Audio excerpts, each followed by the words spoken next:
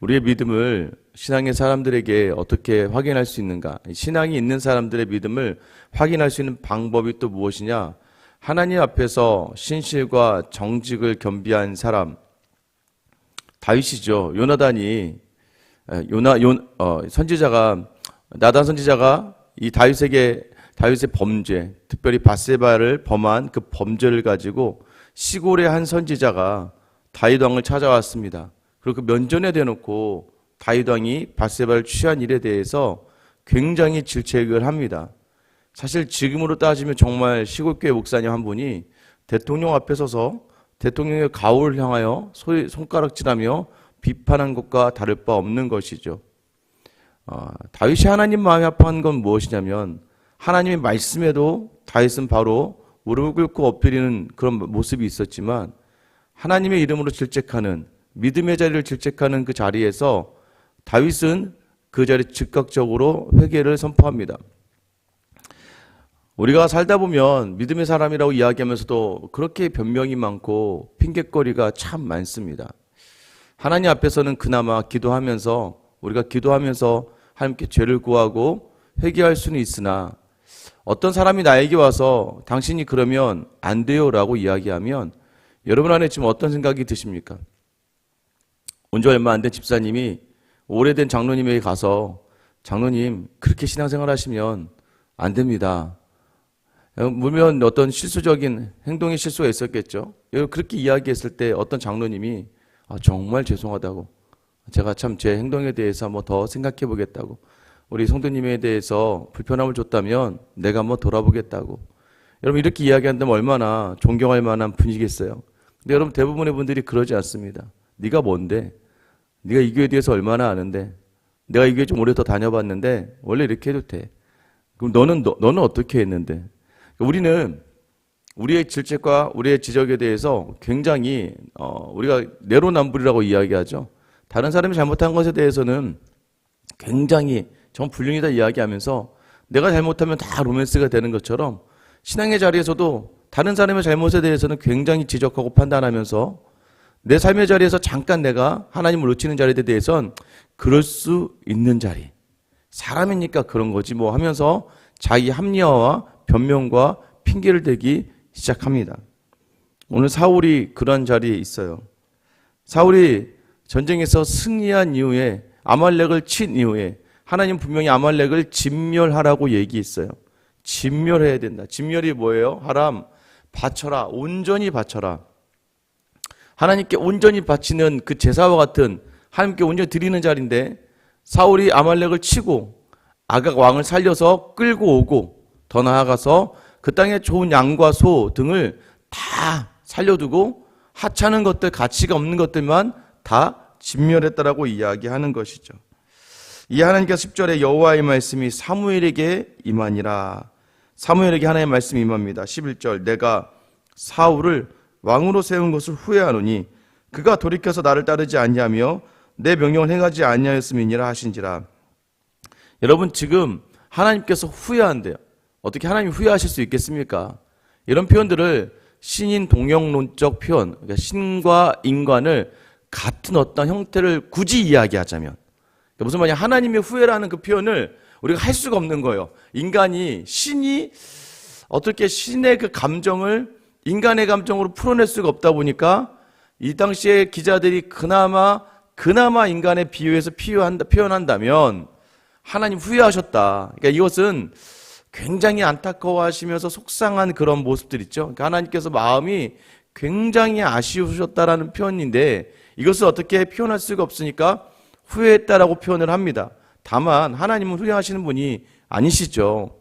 다만 사울왕의 그러한 선택에 대해서 하나님 굉장히 마음 아파하신다는 표현으로 보시면 될 것 같아요. 이와 비슷한 표현이 창세기 6장에 하나님의 아들들이 사람의 딸들을 보고 그들의 악이 땅에 가득하게 될 때에 하나님이 창세기 6장 6절에 보면 땅 위에 사람을 지으셨음을 한탄하사라고 이야기해요. 이것도 마찬가지예요. 하나님 어떻게 한탄하겠습니까? 하나님 절대자고 권능자이신데 그 마음, 인간을 향한 하나님의 각별한 마음을 인간적인 표현으로 담아내다 보니까 어쩔 수 없이 오늘 본문도 사울을 왕으로 세운 것을 후회한다라고 이야기. 그만큼 하나님 마음이 너무나 아프셨다는 거예요. 여러분 이렇게 해서 이 사무엘이 그 마음을 받게 됩니다. 여러분 기억하세요? 한나가 자기의 아들 없음으로 인하여 너무나 가슴이 아파서 하나님께 기도했단 말이에요. 나에게 아들을 주세요. 사무엘상 1장 이렇게 시작하잖아요. 하나님 제게 아들이 없어요. 너무나 고통스러워요. 분이 나가 나를 괴롭혀요. 너무나 수치가스럽고 너무나 분이 나요. 그런데 그때 기도하다가 우리가 통곡하다 깨닫게 되는 것은 하나님의 마음이에요. 한나야, 이 이스라엘 땅에 나의 마음을 대변할 한 사람이 없다. 너희의 마음을 대변할 한 사람이 없다. 이 한나의 마음에 그 마음이 임하자 한나의 기도가 바뀌죠. 하나님, 그럼 아들을 내게 주시면 내가 이 아들 하나님께 바치겠습니다. 여러분, 하나님이 후회하세요. 그러자 사무엘이 어떻게 합니까? 하나님의 그 마음을 사무엘이 느끼는 거예요. 그래서 11절 하반절에 사무엘이 근심하여, 사무엘이 근심했다고 해요. 근데 여기서 근심하다는 건 여러분 막 분이 이만큼 올라온 거예요. 엄청난 분이 올라온 겁니다. 어느 정도, 왜? 내 하나님이 멸시당하는 그 마음이나요? 근심이 일어나는 거예요. 여러분 혹시 하나님의 멸시당하심과 하나님의 무시당하는 그 모습에 분이 난 적이 있으십니까? 예수님이 예루살렘 성전을 엎으셨어요. 왜요? 거룩한 분노라고 표현하는 그 분노. 우리 하나님이 멸시당한다. 여러분 그 마음이 사무엘에 가득했어요. 신앙생활을 하다 보면 하나님이 조롱당하고 무시당하는 것 같은 일들이 많이 있습니다. 내 안에 막 분이 일어나고 화가 일어날 때가 있어요. 그때 사무엘이 어떻게 합니까? 온 밤을 여호와께 부르짖으니라. 교회 안에 내 뜻과 다른 일들, 특별히 하나님이 보시기에도 좋지 않은 일들이 있게 될 때 여러분 기도하시기를 축원합니다. 하나님의 마음을 담아서 우리 하나님은 얼마나 마음이 아프실까. 그 화와 분을 성도에게 쏟아내면 안 돼요. 하나님이 더 싫어하시거든요. 아이들이 이렇게 있을 때 어떤 아이가 실수를 합니다. 엄마 아빠 볼 때 엄마 아빠가 좋지 않은 실수를 해요. 근데 그 아이 실수를 가지고 위에 있는 아이가, 나이 많은 언니나 오빠가 그 아이를 막 잡아요. 너는 그렇게 하면 안 돼. 여러분 그럼 부모의 마음이 시원할 것 같습니까? 아 그래 잘했어. 네가 내 마음을 대변했구나. 쟤를 좀 쳐라, 때려라. 이렇게 하겠어요? 아니죠. 야 너 그러지 마. 나한테 그러지 마. 왜 네가 그래? 반대로 해볼게. 그런 넌 잘하니? 그런 넌 얼마나 신실한데. 여러분 교회 안에 특별히 신앙생활 할 때 마음이 불편하거든. 저러면 안 되는데 라는 마음이 들거든. 그 속상한 마음, 우리 하나님이 얼마나 마음 아프실까. 이 마음 담아서 기도하며 나아가는 게 온전한 성도의 자리예요. 하나님을 위로해 드리세요. 하나님 마음을 받아서 하나님 얼마나 아프시겠습니까? 하나님 이 교회를 위해서. 제가 일전에 한번 그런 말씀 드린 적 있잖아요. 대형교회였는데 교회 문제가 크게 생겼어요. 막 세습이 일어나고 여러 가지 문제가 생기는 거예요. 근데 그게 기도하는 권사님이 새벽에 나와서 기도하는데 하나님이 너무나 강하게 너는 이제 더 이상 이 교회를 위해서 기도하지 마. 얼마나 충격적이겠어요. 내가 이 교회를 얼마나 사랑하는데 내 인생을 이 교회에 다 내어둔 만큼 교회를 사랑했는데 교회가 어수선하고 문제가 많아지니까 권사님에게 하나님 주신 마음이 이 교회를 위해서 기도하지 말라는 거예요. 목사님들 문제가 있고 장로님들과 싸우고 맨날 이 교회를 보면서 권사님께 기도하지 마. 이 교회인데 내가 놔둘 거야. 여러분 교회를 위해서 기도하지 마. 이 마음이 정말 교회를 위해서 기도하지 말라는 마음일까요? 그만큼 하나님이 마음 아프시다는 거 아니에요? 그때 더 전력을 하나님께 마음 매달려 기도할 거라고 하시더라고요. 근데 그때만 해도 그 교회가 굉장히 힘들었어요. 그래서 충분히 하나님 그렇게 하실만 하다라고 느꼈는데 여러분 그런데 그 권사님 마지막에 뭐라고 했냐면 그게 하나님이 기도하라고 하시는 마음. 내가 하나님 마음 받아서 하나님 위로해드리고 하나님 마음을 내가 어떻게든 모세처럼 되진 않다 할지라도 기도하겠다라고 하셨는데 요 근래 그 교회 굉장히 좋은 교회가 되었습니다. 좋은 목사님이 오시고 장로님들과 관계도 너무 좋으시고 다시 이전의 그 명성을 회복해 나가는 중에 있어요. 저는 아마 그런 권사님들의 기도가 그 교회를 사랑하시는 하나님의 은혜로 덧입혀진 좀 있습니다. 여러분 우리는 교회가 어려울 때 사람 매입을 내는 게 아니에요. 기도해야 돼요. 여러분 마음이 어려울 때도 기도해야 돼요. 내 하나님의 성전이잖아요. 내 마음이 상황을 받을 때 우리 입 밖으로 내는 말들이 죄를 범하지 않아야 돼요. 오늘 사무엘이요 함께 간절히 기도합니다. 그리고 일찍 일어납니다. 12절 사무엘이 사울을 만나려고 아침 일찍 일어났더니 어떤 사람이 사무엘에게 말하여 이르되 사울이 갈멜에 이르러 자기를 위하여 기념비를 세우고 발길을 돌려 길가로 내려갔다 하는지라. 사울이요, 이제는 이 아말렉과의 전쟁의 승리에 도취했어요. 그래서 갈멜에서요, 자기를 위하여 기념비를 세웠다. 이미 끝났죠. 사울의 마음이 지금 어떠한지를 알려주는 거예요. 모든 전쟁이 하나님의 손에 있음을 인정하는 사람, 하나님만 드러나줘야 되는데 자기의 기념, 내가 뭘 잘해서. 요즘 사울이 지금 모든 것이 자기의 초점이 맞춰지기 시작합니다.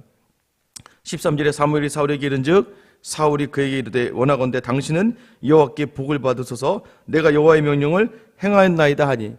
맞아요. 하나님의 명령을 행하였죠. 행하였는데 문제는 뭐예요? 하나님이 원하시는 바대로 하지 않았다는 거예요. 여러분 기억하셔야 돼요. 여러분 이렇게 예배 드리는 거 하나님 좋아하세요? 싫어하세요? 좋아하세요. 그럼 하나님이 싫어하실 수가 있어요. 왜요? 예배를 드리면서 다른 생각, 다른 염려, 다른 걱정, 하나님께 집중해야 되는데도 불구하고 다른 것들로, 여러분 심지어는 모든 예배에 집중할 수 있는 모든 환경까지도 내가 준비해서 나올 수 있어야 되는 것이죠. 그게 하나님께 드리는 거예요. 온전하게 드리는 예배가 되는 건데, 그런데 예배 드리러 왔으니까 마치 출석 도장 찍듯이 주일날 오시는 분들이야 어쩔 수 없이 믿음이 연약한 분들 어쩔 수 없지만 이 새벽에 나오신 여러분들은 여러분 예배를 준비하셔야 돼요. 예배를 준비하시고요, 예배의 마음을 담아내셔야 돼요. 그저 오고 가는 거 하나님 그 예배 드린 거예요? 믿음이 약하고 새 가족들은 예배 드린 걸 수도 있어요. 근데 정말 우리에게 원하신 예배의 자리가 있잖아요. 예배 사람마다 다른 거예요. 여러분 어느 정도 하나님 여러분에게 기대하기를 원하십니까? 그냥 교회만 왔다 가면 예배라고 할 정도로 좋으세요? 목사도 다릅니다. 여러분 어떤 분들은 예배 시간 한참 늦게 와서 앉아만 있어도 아유 그래도 저분이 그래도 오셨네, 근데 그걸로만으로도 그분이 저의 기쁨이 되는 분들이 있습니다. 여러분 그런 수준으로 제가 대해드렸으면 좋을까요? 여러분 그게 아니잖아요. 하나님이 원하는 수준 이 정도 됐으면, 사울에게 이 정도의 은혜로 임하였으면 여러분 그 상황 자체가 달라야 되죠. 여러분 사울이요 아무렇지 않게 난 여호와의 명령대로 행하였습니다 라고 이야기해요. 그런데 뭘로 알 수 있습니까? 들리는 소리와 보이는 것들로 알 수 있는 거예요. 여러분 우리가 하나님 이렇게 제가 행하였습니다 하고 얘기하고 하나님 제가 믿음으로 이렇게 서고자 합니다, 아무리 믿음의 고백을 해도 믿음은요 열매로 알아가는 거예요. 열매로. 어쩔 수 없습니다. 여러분 이 새벽에 그렇게 기도하고 가셔서 또 세상의 염려 때문에 무너지고 또 나를 치는 여러 가지 분노로 무너지고 유혹과 시험에서 다 무너지고서는 또 와서 하나님 제가 그래도 하나님의 사람이잖아요 이렇게 이야기할 수 있는 단계를 좀 넘어서기를 축원합니다. 내가 주신 마음을 가지고 나아가서 열매 맺는 삶을 좀 살아내셔야 돼요. 왜요? 사무엘이 딱 가니까 이미 양과 소의 소리가 들리거든요. 진멸하라고 했는데 진멸하지 않는 소리가 들리기 시작하는 거예요. 그런데요 여기서라도 여러분 계속해서 하나님은요 기회를 주시는 거예요. 자꾸 우리에게 회개를 촉구하시는 거예요. 무엇이 잘못되는지. 15절 말씀, 사울이 이르되 그것은 무리가 아말렉 사람에게서 끌어온 것인데 백성이 당신의 하나님 여호와께 제사하려 하여 양들과 소들 중에서 가장 좋은 것으로 남김이요 그 외의 것은 우리가 진멸하였나이다 하는지라. 자, 뭐가 일어납니까? 거짓말이 일어났잖아요. 사무엘상 15장 9절 어떻게 시작합니까? 사울과 그 백성이. 사무엘상 15장 9절에 가장 좋은 것을 취하고 하찮은 것은 진멸했다라고 표현하면서 주어가 누구예요? 사무엘과 그 백성이에요. 사울이요. 사울이 주도한 거예요. 사울과 백성이 주도했는데 지금 여기서 바로 지금 사울이 어떤 변명을 됩니까? 무리가 백성들이요 아말렉 사람에서 끌어낸 것인데 나는 모르는데 이 백성이 더 나가서 어떻게 됩니까? 이제는 그 정도 거짓말을 하게 되면 이제는 뭐요? 나의 하나님이 아니라 당신의 하나님께 제사하려고 양들과 수돌 중에 가장 좋은 것으로 남겼습니다라고 하는 거예요. 자기가 보기 좋은 것을 골라놓고서 이제 하나님의 질책이 있을 것 같은 두려움이 있으니까 싹 자기는 빠지고 백성들이 하려고 하고, 백성들이. 그래서 핑계대는 사람의 특징은 무엇입니까? 나의 하나님을 고백하지 못하는 사람이에요. 여러분 자기가 중요한 거 아니에요. 누군가가 와서 내 당신 때문에 상처받았다라고 이야기하면요 어떻게 여러분 반응하시겠어요? 너한테 내가 뭘 잘못했는데, 이런 게 아니에요. 그럴 때는 어떻게 합니까? 그 사람이 상처받았다면 그 사람 상처받은 거예요. 그때는 그러면 그러셨군요. 한번 제가 제 삶을 돌아보고 너무 상처받지 마시고 미안하다고 하고 돌아와서 혹시나 내가 알고 모르게 그 사람이 상처 준 것이 있지 않는가 돌아볼 수 있는 넓은 마음들. 근데 우리는 나를 조금만 건드리면 어떻게 돼요? 바늘로 찌르면 막 못으로 찌르려고 우리 막 덤벼들죠. 날 건드리기만 해봐. 가끔 가다가 막 그런 분들이 많아요. 믿음 생활 잘하는 것 같은데도 조금만 건드리면 막 갑자기 막 확 덤벼드시는 분들이 왜 그런 줄 아세요? 상처와 아픔을요 믿음으로 해결하지 못하고 극복하지 못해서 그래요. 우리 같은 죄인을 부르신 하나님의 은혜 안에 자꾸 나를 내려놓을 수 있어야 돼요. 그래서 우리는요, 우리 예전에 카톨릭에서 왔지만 참 그게 참 그렇지만 내 탓이라고 이야기해요. 내 탓이에요. 왜요? 나를 찌르는 그 사람, 내가 그 사람을 위해 기도하지 않았기 때문에. 왜요? 우리가 축복의 통로거든요. 우리가 복의 근원이 되는 거거든요. 누가 나 때문에 상처받았다? 여러분 그러면 어떻게 해요? 당신이 잘못한 거잖아가 아니라 내가 저 사람을 위해서 또 내가 혹시 내 삶의 자리가 실수가 있었나 돌아볼 수 있는 사람.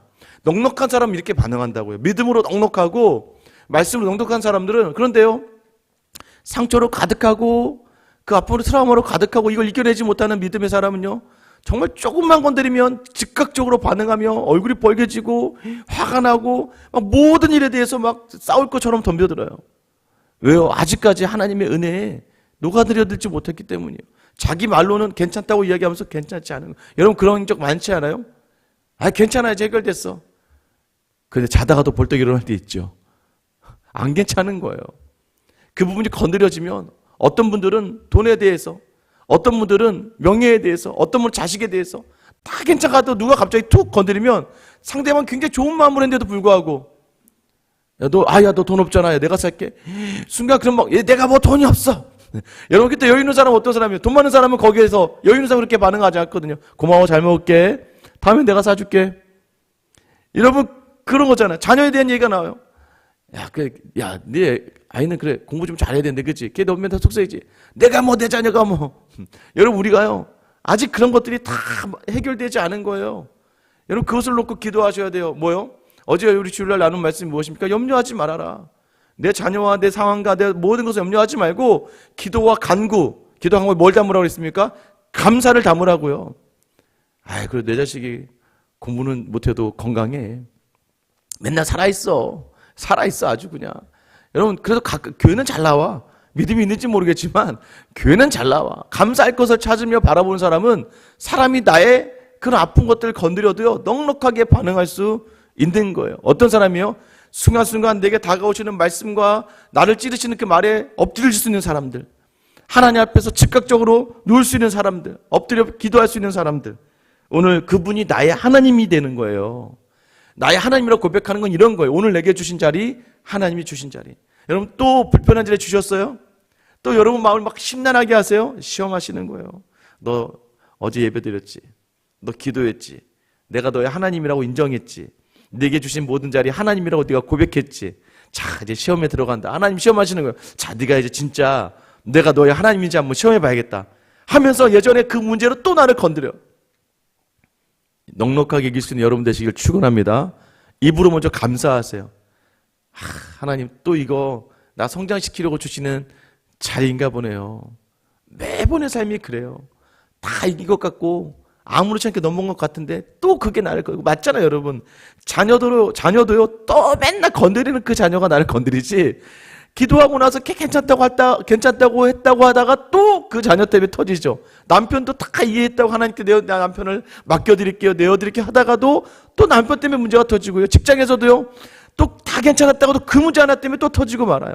계속 찌르시는 거예요. 어떻게 될 때까지요? 믿음으로 단련해지고 믿음으로 굳건해질 때까지. 그리고 나중에 아무렇지도 않게 우리를 세우시고 언젠가 연약한 자를 붙이셔서 그 사람들 위로하게 하시고 넉넉하게 그 사람 품게 하시는 자리가 바로 하나님이 우리를 향하신 자리임을 기억하셔야 됩니다. 하나님께 드리려고 하다가 하나님께 불순종하고 마는 이 사울의 모습, 우리의 온전한 순종은 말씀에 즉각적으로 반응하며 늘 우리의 문제를 바라보며 나의 하나님을 고백할 수 있는가. 오늘 하루 이번 한 주 여러분의 삶이요 지금 안 하면 나중에도 못하죠. 이거 나중에 좋은 거 드리려고요. 좋은 것을 지금 주님께 드릴 수 있는, 오늘을 다 주님께 쏟아낼 수 있는 저 여러분 되셔서 하나님 기뻐하시는 우리의 삶이 그런 온전한 제사가 되기를 예수님의 이름으로 축원합니다. 기도하겠습니다. 하나님, 오늘도 그러지 않아야 되는데 나를 치고 나를 건드리는 상황과 환경 속에서 나도 모르게 화가 나고 분이 일어나고 왜 나한테만 그러는지 몰라 자꾸 하나님 앞에서도 원망과 불평할 때도 있고, 괜찮다고 싶었던 모든 문제들 누군가가 날 툭 건드리면 그새 분이 나고 화가 나서 화를 내기 일쑤고, 또 내 잘못이라고 지적하는 부분에서는 어찌나 그렇게 변명과 핑계와 이유를 잘 대는지, 정말 하나님이 나의 하나님이신지 하나님 우리가 혼동될 때가 있습니다. 오늘 다른 사람이 하나님, 다른 성도의 하나님이 아니라 나의 하나님으로 하나님을 받으며 오늘 이 시간 내게 주어진 자리 하나님이 원하시는 대로 순종할 수 있는, 때로는 내 열심과 최선이 하나님의 뜻을 벗어나지 않고, 또 때로는 나의 게으름과 나태함과 방만함이 하나님의 뜻을 따라가지 못하는 일이 일어나는 것이 아니라 모든 자리에 오직 하나님이 원하시는 대로 서서 나아가는 귀하고 복된 하루, 이 하루를 보내는 저 우리 모든 성도들 다 되게 하여 주시옵소서.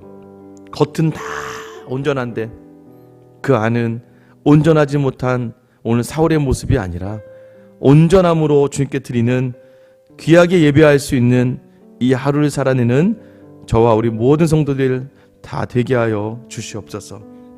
오늘도 여전히 온전한 마음으로 십자가를 향하신 우리 주 예수 그리스도의 이름 받들어 기도드립니다. 아멘.